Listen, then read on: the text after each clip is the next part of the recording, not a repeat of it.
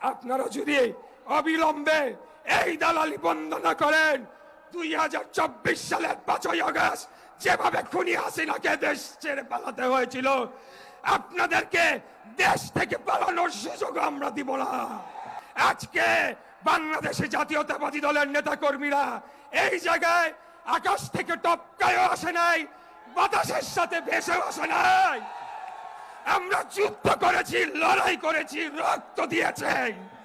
এই বাংলাদেশের স্বাধীনতা, সার্বভৌমত্ব এবং বাংলাদেশের জনগণের ভোটের অধিকার রক্ষা করার জন্য আমরা লড়াই করেছি, যুদ্ধ করেছি। গত পরশুদিন আপনারা জানেন, লোহার পুল, কাঠের পুলে, সেখানে কসমোপলিটান নামে একটা স্কুল রয়েছে, যার মালিকানাধীন আমাদের প্রতিদ্বন্দ্বী রাজনৈতিক দল। সেখানে তারা একটা আখড়া বানিয়েছে। বেশ কিছুদিন যাবৎ আমরা সেখান থেকে তথ্য পাচ্ছিলাম যে সেখানে বিপুল পরিমাণ লাঠি সোঁটা এবং সম্ভবত আগ্নেয়াস্ত্র মজুত করা হয়েছিল। আমরা সেটা বারবার সূত্রাপুর থানাকে জানাই, তারা কোনো কার্যকর পদক্ষেপ নেয় না। সর্বশেষে আমি সূত্রাপুর থানার ভারপ্রাপ্ত কর্মকর্তার সাথে কথা বলি, তিনি আমাকে আশ্বস্ত করেন তিনি এটা দেখবেন। তিনি কি করলেন, তিনি সেই ভবনে গিয়ে তারা ওখানে যারা মালিক পক্ষ রয়েছে তাদেরকে সতর্ক করে দিয়ে তিনি সেখান থেকে স্থান ত্যাগ করলেন।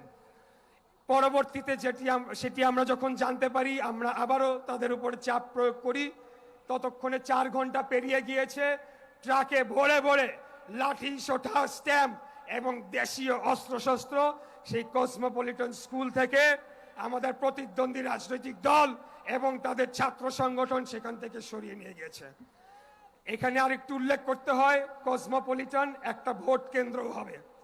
তো আমি আপনাদের মাধ্যমে বাংলাদেশের সকল পর্যায়ে প্রশাসনের উদ্দেশ্যে বলতে চাই, আজকে বাংলাদেশে জাতীয়তাবাদী দলের নেতা কর্মীরা এই জায়গায় আকাশ থেকে টপকায়ও আসে নাই, বাতাসের সাথে ভেসেও আসে নাই। আমরা যুদ্ধ করেছি, লড়াই করেছি, রক্ত দিয়েছি। এই বাংলাদেশের স্বাধীনতা, সার্বভৌমত্ব এবং বাংলাদেশের জনগণের ভোটের অধিকার রক্ষা করার জন্য আমরা লড়াই করেছি, যুদ্ধ করেছি। আপনারা যদি অবিলম্বে এই দালালি বন্ধ না করেন, 2024 সালের 5ই আগস্ট যেভাবে খুনি হাসিনাকে দেশ ছেড়ে পালাতে হয়েছিল, আপনাদেরকে দেশ থেকে পালানোর সুযোগ আমরা দিব না। আপনারা ভালো হয়ে যান। আমরা আপনাদের থেকে কোনো বাড়তি সুবিধা চাই না, কোনো কিছুই চাই না। আপনারা আইন অনুযায়ী আপনাদের কাজ করেন। বাংলাদেশের জনগণ ভোট দিয়ে নির্ধারণ করবে আগামী দিনে রাষ্ট্র পরিচালনা কারা করবেন। প্রিয় উপস্থিতিবৃন্দ, শেষ একটি ছোট্ট পয়েন্ট হলো অত্যন্ত গুরুত্বপূর্ণ। বেশ কিছুদিন যাবৎ আমরা লক্ষ্য করে আসছি, আমাদের প্রতিদ্বন্দ্বী রাজনৈতিক দল আমাদের নারী সমাজের প্রতি কি রকম অবমাননাকর, হেয় প্রতিপন্ন করে অপমানজনক বক্তব্য দিয়ে আসছে। এটি আমরা কোনোভাবেই বরদাস্ত করব না। তাদের ইতিহাস আমরা জানি।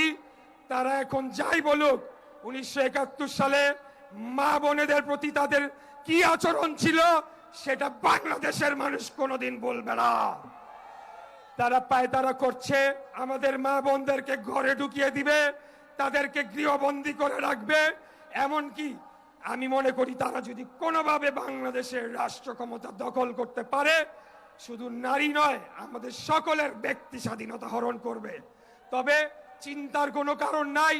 আপনারা দেখেছেন সারা দেশে, বাংলাদেশে ধানের শীষের পক্ষে যে জোয়ার উঠেছে, আমাদের নেতা দেশনায়ক তারেক রহমান বাংলাদেশের যে প্রান্তে যাচ্ছেন, মাইলের পর মাইল হাজার হাজার মানুষ দিন রাত 24 ঘন্টা এক নজর ওনাকে দেখার জন্য দাঁড়িয়ে থেকেছে।